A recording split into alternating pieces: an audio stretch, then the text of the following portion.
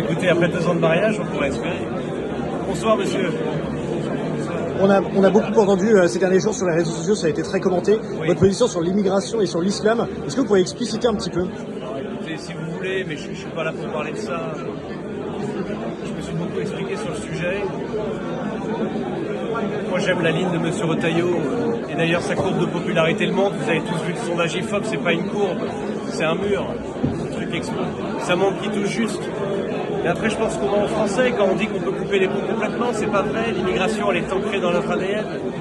Et donc, bien sûr qu'il faut réduire les flux, qu'il faut se battre contre l'immigration, qu'il faut exécuter les OQTF, tout ça, c'est devenu une évidence. Mais il y a un challenge d'assimilation fondamental. La vraie défaite de la République, c'est pas qu'il y ait des gens qui viennent. La vraie défaite de la République, c'est qu'il y a des jeunes qui sont ici depuis 3 générations qui ne se considèrent pas français. Et ça, il faut attaquer ça. On a une culture sublime, on a une histoire longue. Il n'y a aucune raison que ça ne marche pas. Donc pour moi, l'immigration, qui est le défi existentiel fondamental, n'est qu'une partie de l'équation. Le reste, c'est l'assimilation. Je me fais taper dessus par l'extrême droite depuis ce matin. Avant-hier, c'était l'extrême gauche. Ça veut dire la droite, aux dernières nouvelles, si on se fait taper dessus par les deux côtés. Merci.